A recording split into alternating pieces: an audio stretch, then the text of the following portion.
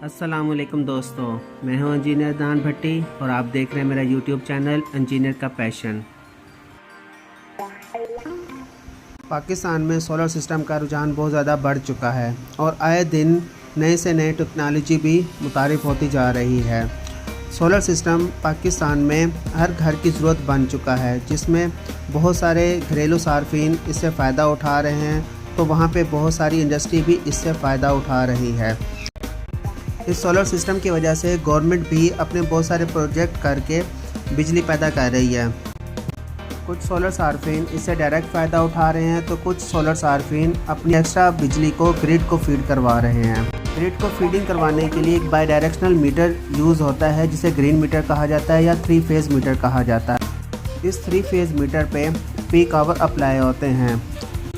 एक पूरे साल को 4 क्वार्टर में डिवाइड किया गया है। हर क्वार्टर की अपनी टाइमिंग है। इस टाइमिंग में कंज्यूम होने वाले यूनिट का रेट ज़्यादा होता है। इससे बचने के लिए बहुत सारे घरेलू सार्फिन इस टाइमिंग के दौरान अपने इन्वर्टर को मैनुअली ऑफ करवाते हैं। मैंने भी अपने घर में एक 6 किलोवाट का सोलर सिस्टम लगाया हुआ है और मेरी भी सेम यही प्रैक्टिस है। मैं भी इस टाइमिंग के दौरान अपने इन्वर्टर को मैनुअली ऑफ करवाता हूँ और मैनुअली ऑन करवाता हूँ।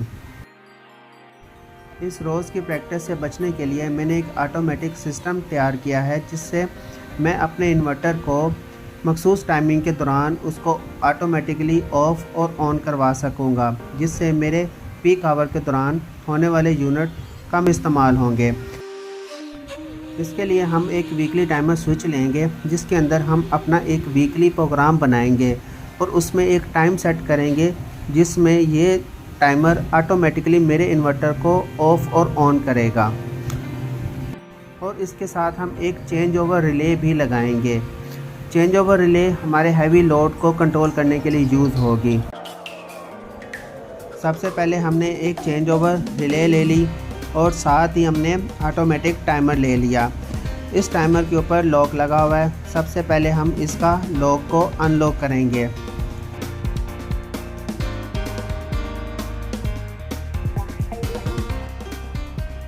अनलॉक करने के बाद हम इस पे प्रोग्राम देखेंगे कि इसमें कितने प्रोग्राम बना सकते हैं हम। इसमें तकरीबन 30 प्रोग्राम हम बना सकते हैं, लेकिन हमने एक प्रोग्राम बनाना है जो हमारी रिक्वायरमेंट्स के मुताबिक बनेगा। अब हम टाइमर और कॉइल में कनेक्शन करेंगे। टाइमर की इनपुट के न्यूट्रल को हमने कॉइल के पॉइंट नंबर 1 पे लगा दिया और टाइमर के इनपुट के फेज़ को हमने कॉइल के पॉइंट नंबर 2 पे लगा दिया। इसी तरह हमने टाइमर की आउटपुट को पॉइंट नंबर 3 और 4 पे लगाना है। सबसे पहले हम फेज़ लगाएंगे पॉइंट नंबर 3 पे और इसका न्यूट्रल हम पॉइंट नंबर 4 पे लगाएंगे।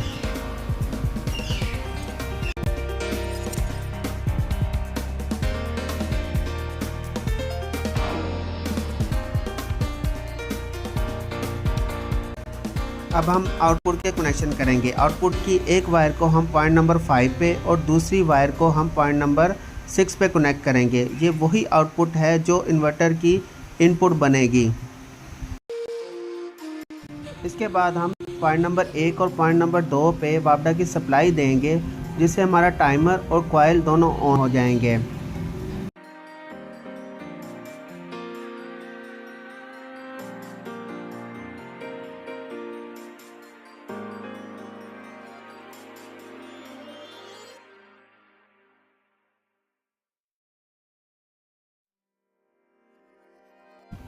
टाइमर का लॉक अनलॉक करने के बाद एक दफ़ा हम टाइमर को मैनुअली ऑन ऑफ करवा के चेक करेंगे। हम देखेंगे कि क्या हमारा टाइमर काम कर रहा है या नहीं। हमने जैसे इसको ऑन पे किया तो हमारा लोड पे लगा हुआ लैंप ऑन हो गया और हम इसको अब ऑफ़ करवा के देखेंगे।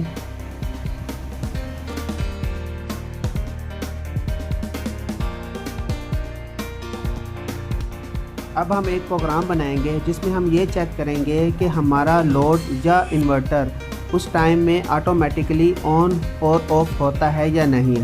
हमने एक टाइम सेट किया है जिसमें 4:21 पे हमारा इन्वर्टर ऑन हो जाए और 4:22 पे हमारा इन्वर्टर ऑफ हो जाए। हमने ये टाइम सेट किया और हमने इसको ऑटो पे सेट करने के बाद वेट पे लगा दिया।